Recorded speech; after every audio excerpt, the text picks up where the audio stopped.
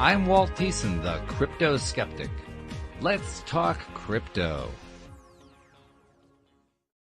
And I am joined today by my co-host from Wednesdays, Jodielynn Craven, because Hi. among other things, she's interested in the topic and she is a financial advisor. So it just seemed kind of natural to include you in this, Jody. And we're getting a little bit of echo here. Let me see if I can isolate where that's coming from. Oh, I think it's coming from our guest channel. Richard, do you have headphones or anything like that? Because we're getting a loop coming through your microphone. Oh, I think it's coming from our guest channel. Yeah, I'm going to mute you for a moment while you're looking for that. That was one heck of a loop we had going there, Jody. Yeah. we normally don't get it that much. That's like, whoa, oh my goodness, what happened? But yeah, so anyway, first of all, thanks for joining me on this special segment of LOA Today, the Crypto Skeptic, and I'm glad to have you here. Yeah, thank you for having me. And Richard, I think you're muted there. So if you're trying to talk. Yeah, I'm going to unmute you. So he's got the headphones. I think we got rid of the nasty. Oh, well, we still have some loop going on there. What is going on here?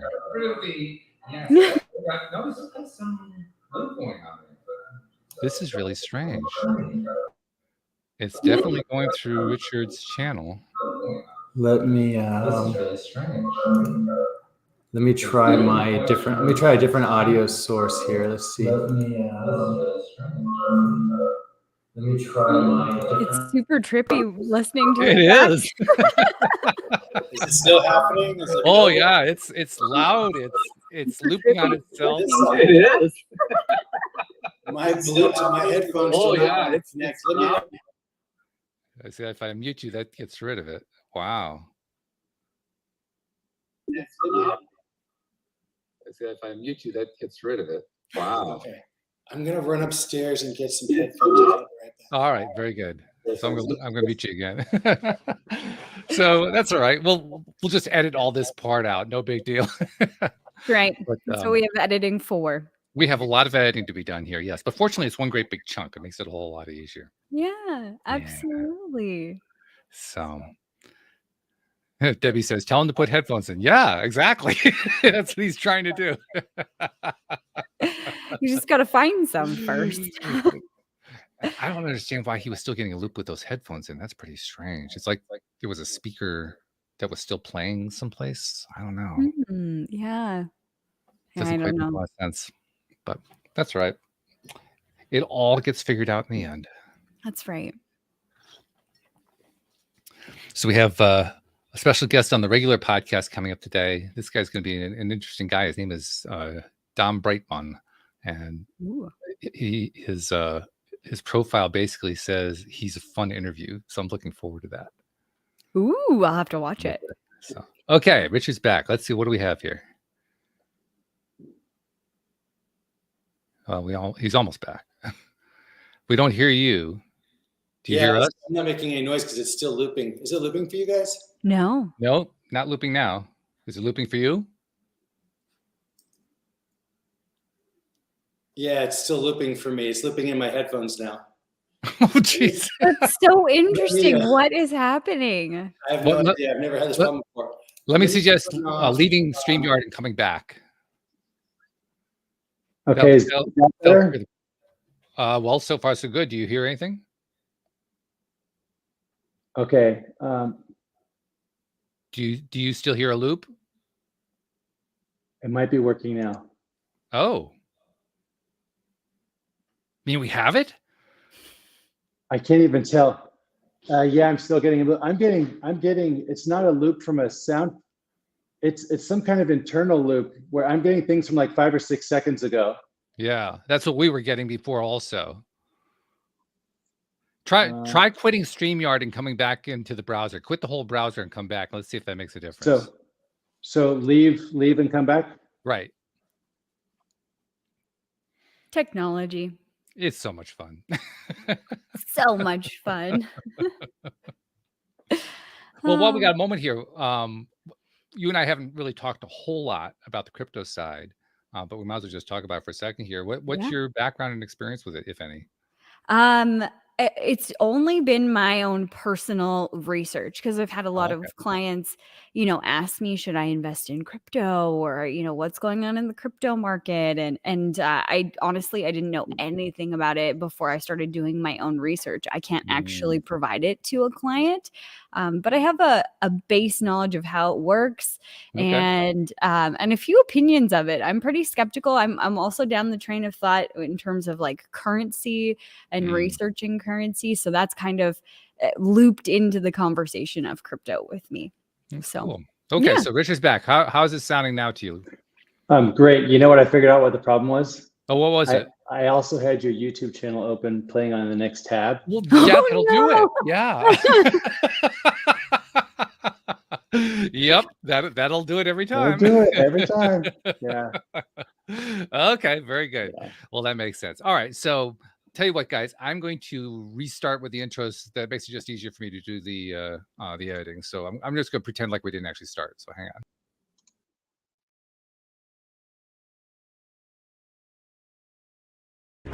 I'm Walt Thiessen, the Crypto Skeptic. Let's talk crypto. And I am joined today for first time by my Wednesday co-host, Jodielynn Craven. She and I were talking about this whole Crypto Skeptic segment that I've been doing the last few weeks and was interested in it. So Jody, thank you for joining us. Your first visit here on Crypto Skeptic. This is great. Yeah, thank you for having me. I'm excited to be here. I'm excited to have you. And we also have our special guest joining us today. His name is Richard Archer. And this is an interesting connection that we made with Richard, because I actually made a connection to an associate of his in his company, and his associate passed him along to me. So we got like the top dog in the company. That's a pretty good trade right there. You can't really go bad with that trade. That's a good trade.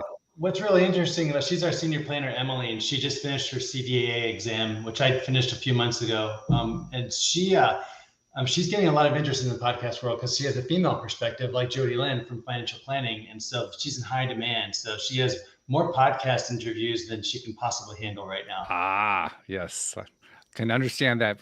Considering how many I do each week, I totally get it. Yeah, that can kind of be overwhelming after a while. But we thank you for taking the time to join us today. And as we were kind of talking before we got started here and dealing with technological issues, we all kind of realized we're all kind of skeptics here. I mean, and you made reference to something interesting, Richard. You said you're kind of, some things you like, some things you're skeptical about. I'm very much the same way. For me, the part that I'm skeptical about is crypto as a currency. The part that I'm excited about is crypto as data storage. I think that's really fascinating what's going on in that area. But I'm going to go before I even go down my road. I'm going to go down your road first. So tell us a little bit about, first of all, about yourself, about your company, and what's your take on the whole situation with crypto? Yeah, I'm happy to. So it's really an exciting space for us. So if you'd asked me this a year ago, I had clients calling me, asking me, I've got some money at Coinbase. I'm like, oh, Bitcoin, I don't know. It's too risky. It's venture capital. It's illiquid, whatever. And then I had a client call me, a new client call me from New York, maybe November of last year. And he said, I'll call him John. John, he said, hey, Richard, I need some help. I'm like, we need help. He's like, look, I've got $3 million in cryptocurrencies, and that's all of my net worth. And I've borrowed against my house, borrowed against my credit cards. I sold my car. He said, and I manage it full time, and I need to diversify. And this is before the market fall, right? I need to diversify. And I quickly realized I did not know enough to help him. So we focus on working with tech professionals, mid-career tech professionals across the country, mostly in Central Austin where we are. And so there's a lot of knowledge of the blockchain and Bitcoin and cryptocurrency space already. So they were familiar with it. And what was funny is as I started to learn about the space and just started to broach it with clients, all of a sudden I realized a lot of them weren't telling me that they had it. They were ashamed of it. They're hiding it. And all of a sudden, just this floodgate opened with conversations and opinions. And they wanted, hey, what do you think about Polygon? What do you think about this? I'm trying this new token that, ICO just launched, and like, wow, all this energy. So I was like, I really need to get up to speed quickly. So I got my CDAA, which is a certified digital asset advisor, just as kind of a baseline to know what's going on, and then started digging into Masari, and reading cases, and I just got back from the DACFP conference here in Austin and Consensus a few weeks ago, and I'm just trying to learn as much as I can so that I can be useful. That's good. I'm glad. And I especially like the part where you say, I don't know anything about this. I got to learn about it. Yeah, it was all market demand. And, what was interesting for me is that as I started learning about it, everyone who really puts the time in has their aha moment, right? They're like, oh, I see what this is. I see where this can go. And then your wheels start to turn. And that's the people who are like the maximalists, whatever token they are, Bitcoin, Ethereum, whatever, they kind of see where it's going to go. And I appreciate that too. One of the things that really kind of, when the shoe dropped for me was my dad's an engineer, big time engineer. And he always used to tell me when I was a kid that if you can't explain something in 10 words or less, you don't understand it. Oh, I like that rule. Yeah. It's good though, right? So I came down to, so what is this stuff? Well, it's software, right? It's just software that eliminates the middleman or makes financial transactions or data storage more efficient and cheaper, faster and cheaper, right? That's all it is, right? So when you look at it that way and you start looking at the applications, then it becomes a little bit less scary. And so, you guys ever watch Bankless, the YouTube channel Bankless? I do not know. No. Okay. It's a very good podcast on YouTube, and they've interviewed Mark Cuban a few times over lunch. They just did another interview with him last week, and he's really knee deep in this space. And one thing that he's bringing to the table that I really found attractive, that I've been talking to my clients about, is the idea of utility, right? So you've got all these tokens, and it's not just about this doesn't go anywhere until this becomes useful. It becomes useful easily. Both to businesses and individuals, but primarily businesses. That's where I think most of the money is going to come from in the future, is when, the Western unions of the world realize that, sending money that way is not very efficient, right? That's the old example everybody uses. Or title companies are the ones I would like to use with clients. What about title companies? Here in Texas, title fees are incredibly expensive, thousands and thousands of dollars. And you can buy a house on Friday and sell it again on Monday, and you have to pay title fees twice. It's a whole search. It's silliness. So it's a perfect application for the blockchain.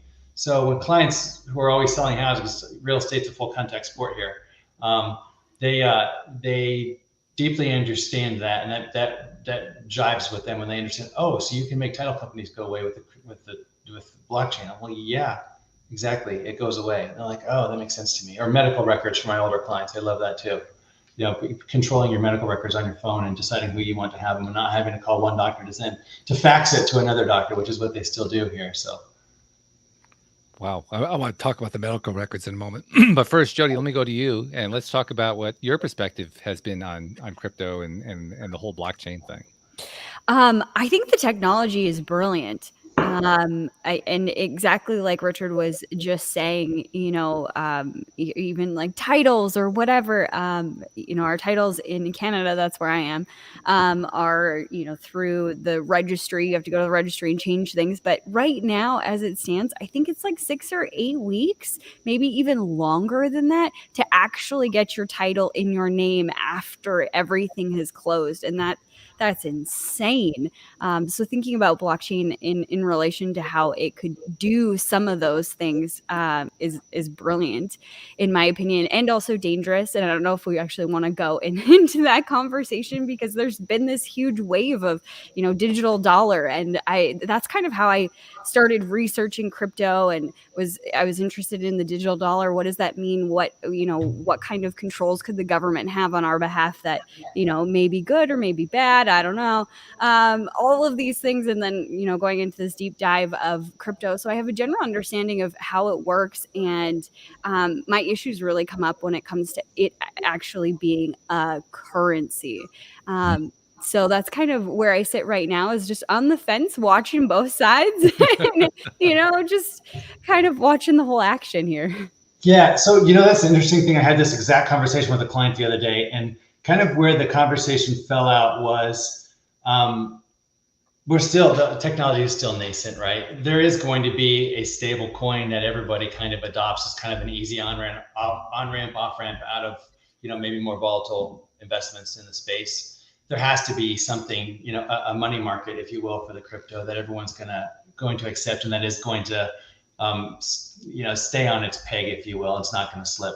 So that I think will get solved. I think it has to get solved. So then that is actually a currency. Currency is just anything that two people can trade, and they find equal value in, right? So I think that's inevitable, and that's probably table stakes for this even to go anywhere in the next year. I think, one or two of the stable coins are going to have to, take over market share. An interesting angle on that also came up in the conversation was, and actually Mark Cuban brought this up the other day, is that, whenever you have the tide pull out and when you find all the bodies, right? And we're seeing different tokens fail and blockchains not do so well, right? I think that you're going to see mergers and acquisitions in the space. And I think Solana just had one yesterday. I read in the news. So I think we're going to see some mergers and we're going to see some consolidation, at least in the short term, as a response to some tokens and some chains that have some utility but aren't strong enough to make it. What do you think about that, Walt? I appreciate a lot of what's been going on. I've actually been aware since Bitcoin first came out of the whole thing. I was philosophically a libertarian at the time, so that's why I became aware of the whole thing, and because that's the circle it came out of. I had concerns about it then. My concerns have never changed. If anything, they've gotten bigger since it first came out, and I actually don't have the confidence you have that there's going to be one that it all consolidates down to. And there are a number of reasons why I have a lot of concern about that. Number one on my list is the fact that, and this is, I think, a fact beyond dispute, there is so much speculation in this market. So much speculation. Too much. Trillions of dollars worth of speculation. And when, as is inevitably going to happen, when the vast majority of them lose their shirts, that's going to leave a stain on the whole cryptocurrency market that I don't think it's ever going to shake. I mean, is that happening now? Potentially, it could be happening right now. Oh, sure. Well, it's hard to tell exactly what the time frame is going to be. I think we can all pretty much agree that what used to be 18,000 cryptocurrencies, I'm not sure what it's down to at this point. Maybe it's only 15,000 for all I know. Of those 15,000, 14,997 will not be currencies. Right. Which means all the money that's invested in those is going to disappear into nothingness.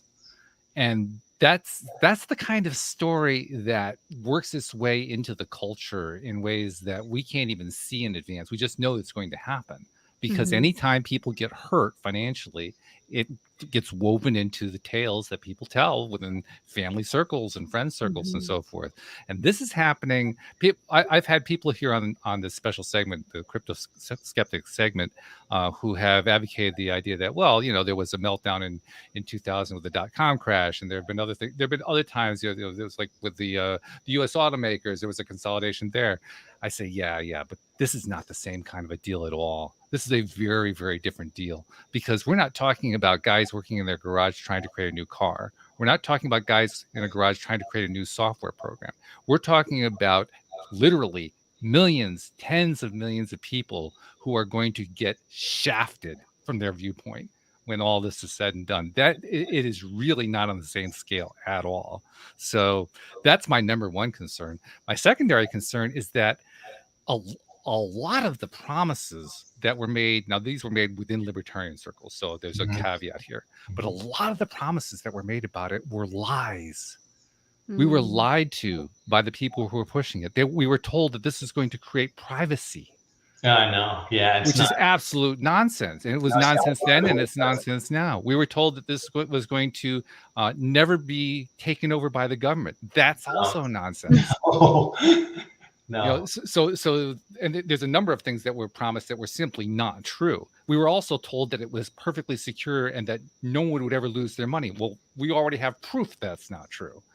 So the original formulation that has already fallen apart, in my opinion. Now that's within a very small circle. We're talking a very, very tiny chunk of the population.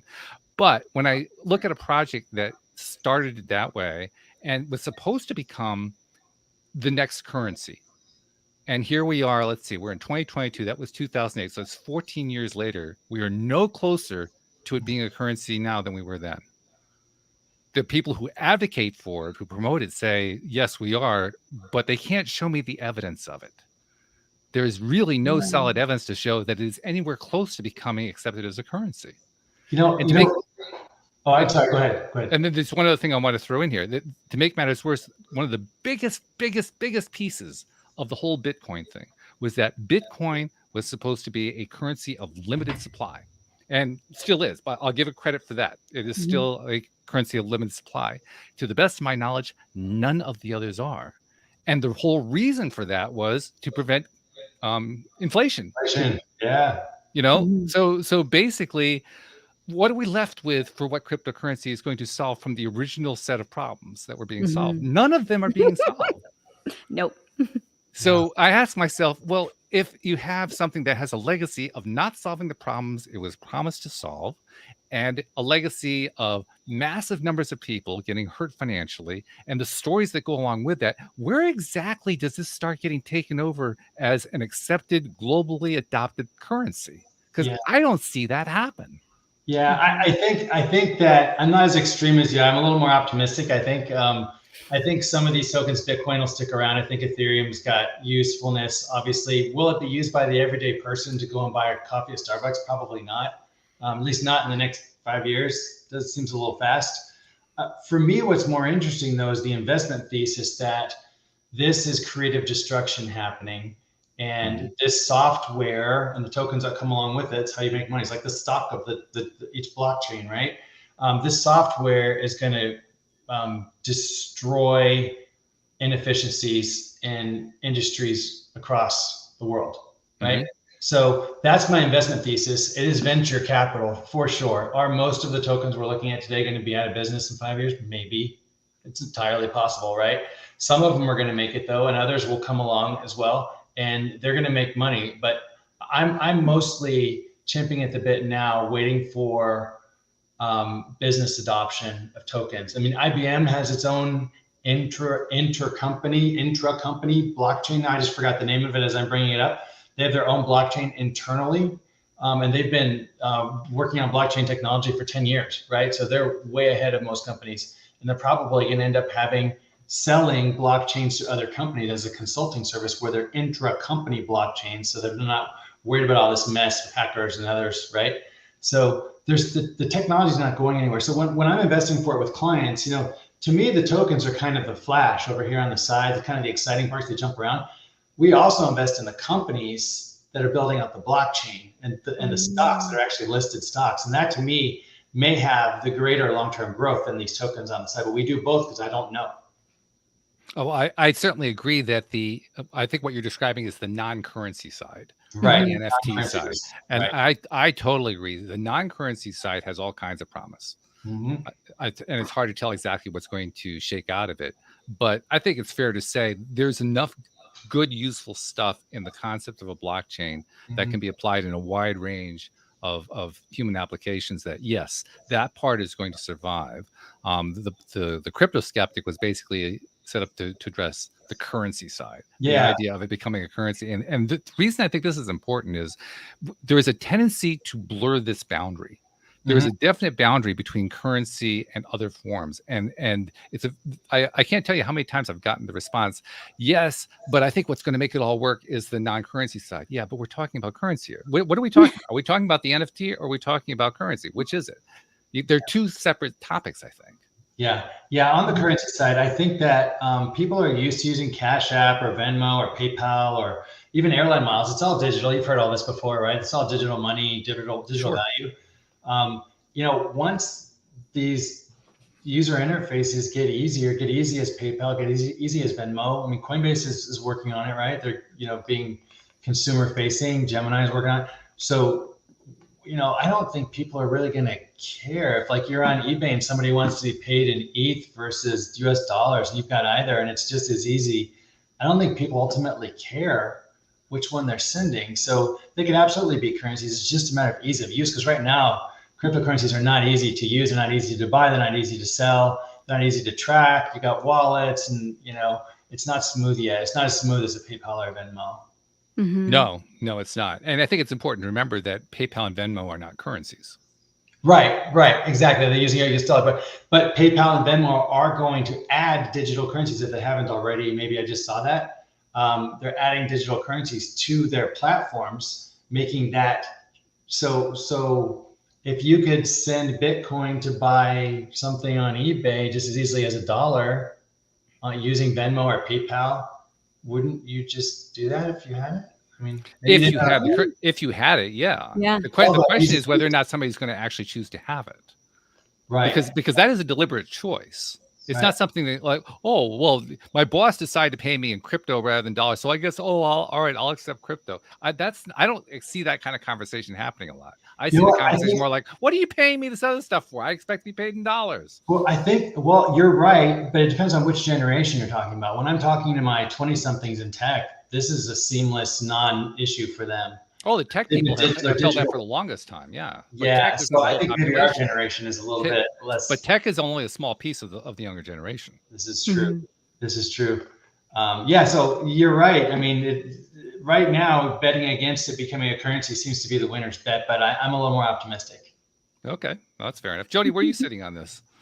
I'm sitting maybe in the middle of the two of you. It gets crowded here in the center, you know that? Well, the questions that come up in my mind, and like I'm not an expert. I've just done my own research, but the questions that come up in my own mind as you guys are talking about this is the first question is the government. Yeah. Is the government going to allow these types of things to happen? And I say that in like quotations. I don't know how much they can limit. I mean, we've seen them limit a lot of different industries or a lot of different things in the past, but it's hard for me to believe that, you know, the United States government or any other government around the world is going to be happy when, you know, a majority of their citizens start pivoting to a currency that is not theirs. How are they going to feel about it? And what are they going to do in the background so that that doesn't happen? I don't know. But that's one of the red flags that comes up for me. And I can't see it becoming a currency because of what you were talking about. You know, Bitcoin has a limited amount, and that the whole purpose was to stop inflation and stop being able to, you know, spend outrageously, like, you know, like we've really seen over the last 2 years for sure. But many years previous to that, we saw government overspending and all of this stuff, just printing money. So Bitcoin and those kinds of cryptocurrency was supposed to stop that, or that's what I thought it was supposed to do. And then all these other cryptocurrencies are not doing that. So it's the same. So that's where the confusion in my mind is, and which leads me back to your point. Well, I don't think it's going to happen. One, because it's not going to solve the problem. But two, are the governments around the world actually going to let it happen, or are they going to do something else that they want? Yeah, Jodielynn, I love this topic. Go ahead, Walt. I'm sorry. I was just going to say more precisely the central banks, not just the governments. Yeah. And they're the ones who are actually doing the research right now. They're the ones creating their own version of a dollar blockchain or whatever. Yeah. So yeah, it's interesting. These conferences I went to here in Austin a couple of weeks ago, that was one of the main themes, was regulation, both from, you know, is it going to legitimize the whole blockchain and cryptocurrency space, right? And also, you know, I think that the consensus was that, you know, to me, government regulation is an investment thesis for us, because one, I think that the cow's kind of out of the barn on this whole thing, and I think the government is going to regulate it. I don't think they can shut it down, frankly. I think that we'll end up with a US dollar coin controlled by the government at some point, where they maintain control. I also think that we'll get a spot ETF for Bitcoin and other currencies soon. And I'm specifically investing in funds right now that, if that happens, will make a nice little pop when they get marked to market. And I also think that until we get regulation, which I think we absolutely will get, and it's probably going to start this year. Everyone says it's 18 months out. I think we're going to see it sooner than that. I really do. I think starting in July, we'll start to hear things from the government regarding, you know, they'll turn down Grayscale again, everybody else, but then there's going to be more verbiage around it this time, is my opinion. And when that happens and we get some regulation, we get some structure, then the institutional money comes in, because greed is greed. And until then, the institutional money is staying far, far away because they don't want to get sued. So we have a first mover advantage, but we also have a first mover risk too. So I've got almost all of my clients in my firm invested in crypto in one way or another. Blockchain, crypto, tokens, funds. and with the thesis that we're just small and nimble and we can beat the big institutional clients in there and make a whole lot of money when they follow in behind us. Fingers crossed. If I'm wrong, we haven't invested a massive amount of anyone's portfolio to where we're going to blow anybody up. That would be irresponsible. Mm-hmm. Yeah, I can't remember. I think it was is it Ecuador? What's the country that has already adopted it? Yeah, is it Ecuador?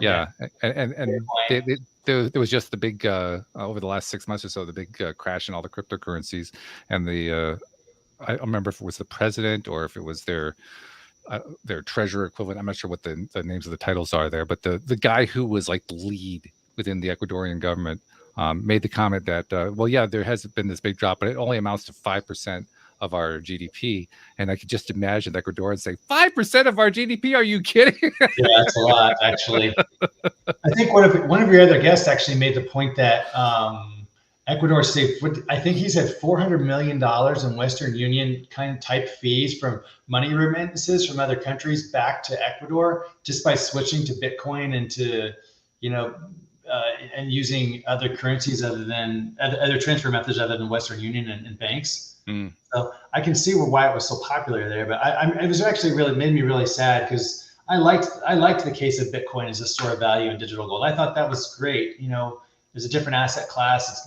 It's diversified and it's non-correlated to stocks and bonds and all those things. And when it all fell together, it made me I'm not gonna lie to you, it made me really sad to watch because that whole thesis kind of went out the door. It's quite possible, I think, and here I am going to be taking the non-crypto skeptic side. It's quite possible at some point that this could evolve into some variation on a cryptocurrency. I hope it does. It's quite possible that happens at some point. I don't really see it happening with any of the current currencies.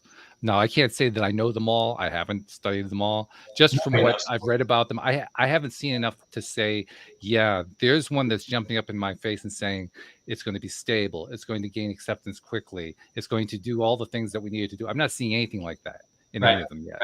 Right. No, it's still so early. It's still so early. Yeah, I completely agree. And how long is it going to take? I don't know. You know what? I get frustrated because I look back. I mean, I move really quickly just in life. This technology has been around for 10, 11 years now. And, look at what it's achieved, but look at what it hasn't achieved yet too. Yeah. You know what I mean? Yeah. Sometimes the skeptic in me goes, it's, you think it'd be more established. If this is as powerful as everyone believes that it is, and I do, you think it would have gotten adoption faster. It would be more mainstream now. And I'm not sure that I would have gone kind of this consumer route with it. If I were running this whole space, which nobody is, but I'm not sure I would have sold Bitcoin to consumers. I probably would have gone institutional with the whole thing, gone to hospitals for medical billing tracking and governments for tracking votes, right? How wonderful would that be, right?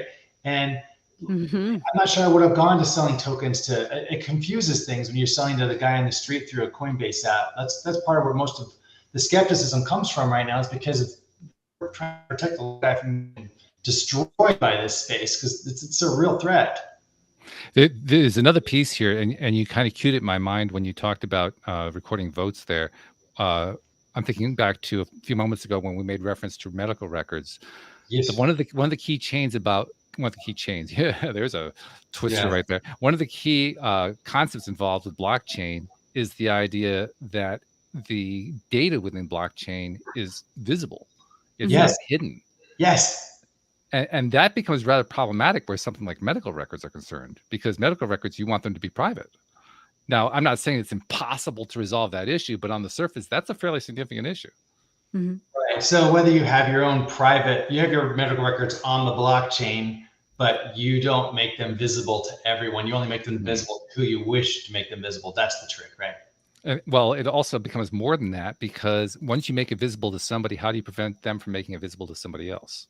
This is true. This is all stuff that will be figured out. It's way beyond my pay grade. I mean, one of the things that I really found heartening in this whole space, whether we're talking about currencies or the blockchain or anything, was when I saw all of the young, seemingly very smart computer programmers at these conferences walking around, and all of the time, energy, and brain power going into building out this space.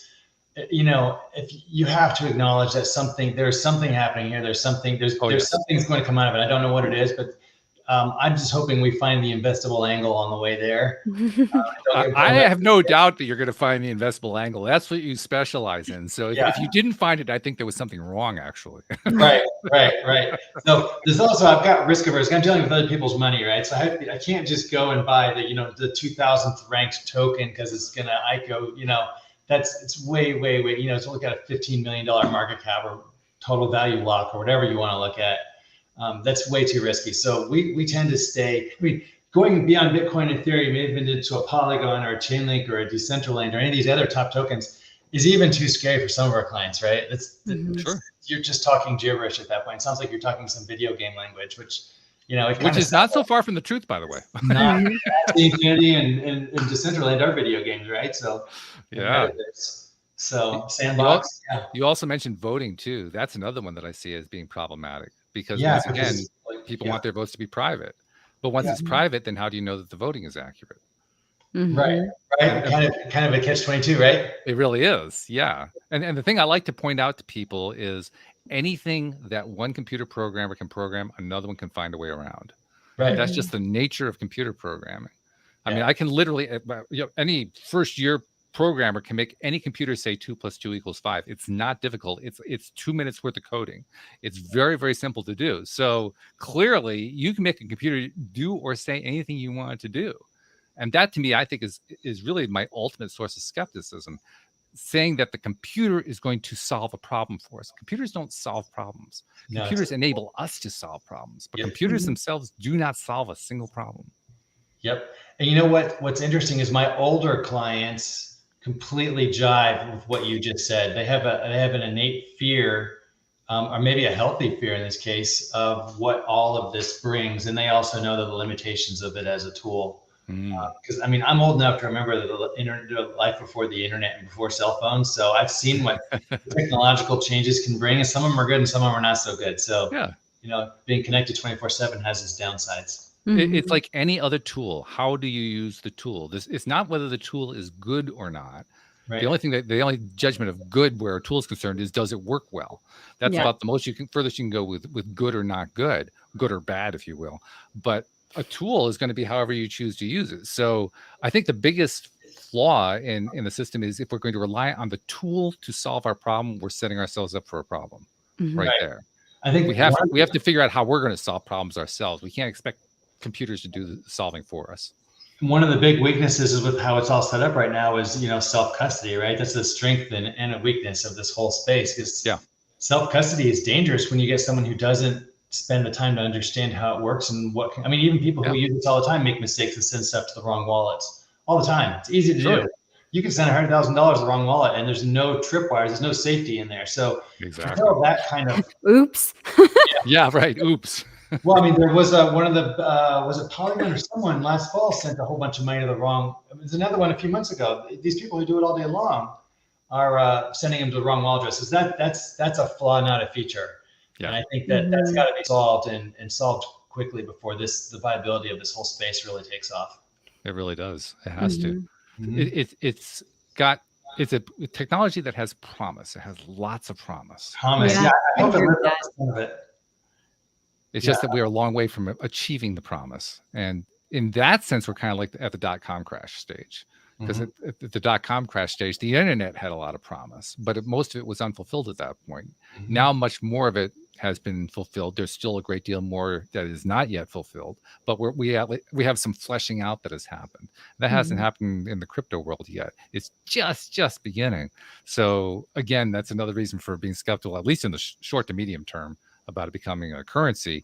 It is fascinating to see what is going to happen with how do we use these interesting storage mechanisms, because that's really a fabulous side of the whole blockchain concept. And as one of my recent guests pointed out, there is a currency argument to be made that I actually do support, and that is some of these currencies can be useful in certain circumstances in countries that have horrific monetary systems. Yeah, of course.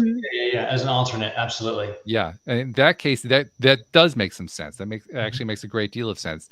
I think to me, the more interesting part is even in those countries, it still hasn't taken hold yet, and I'm wondering why. Right. So, I have a different argument too against sort of skeptical about currencies. I think that when you get a company, say, take Amazon, for example, say they built a blockchain to track their packages, right? It's perfect for that, right? Sure.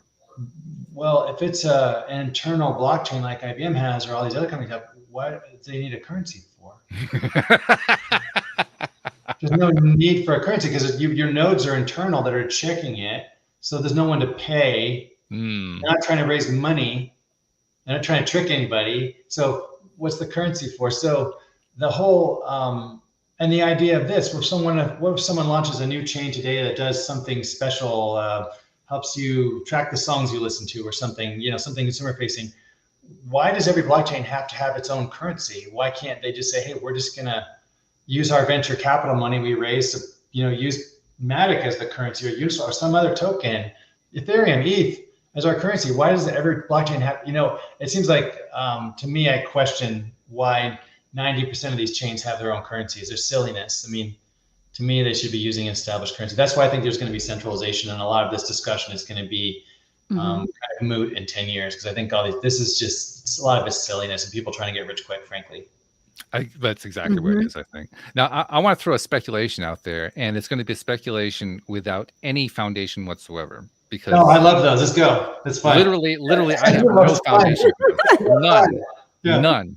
Yeah. But I actually blurted this out on the regular LOA Today podcast one day about 2 or 3 months ago, and I don't even know where it came from. I mean, I like to say it just came from inside or from God or from source energy or whatever. It was just pure inspiration. But I blurted out, in 10 years, we're going to think about currency entirely differently. I don't know exactly how. I don't know exactly why. But what we think about money and currency now is going to be completely and totally different. We're going to feel different about it. We're going to treat it differently. It's going to have a different role in our lives. Interesting. So I can't tell you why I think that. That's what's so scary about it. If you look at the last 20 years, I mean, when's the last time you used cash? I haven't touched cash in forever. To me, like, especially after COVID, why do you want to handle money that's been passed around, right? I don't, right? So that is a massive shift from 20, 30 years ago, right? So to say there's another one coming in over the next 20, 30 years is not a huge jump, actually. I don't have a problem with anything you said there. Okay. Do you have any idea how it's going to play out? Because I really don't have a clear idea how it's going to play out. Maybe currency goes global and we don't have 500 of them anymore. We have one or maybe two. And maybe the current currency that we're using today fails and trips that wire. Yep. I mean, you drop $5 trillion onto an economy and then you have rampant inflation. It tends to, people lose faith in it. Yeah. Which is going back to the original libertarian argument. That's why they created the Bitcoin in the first place, or backed the Bitcoin in the first place. They figure, everybody's going to need to rush to it. So Satoshi's not wrong. He's not wrong, or he or she or they or whoever it is, they're not wrong.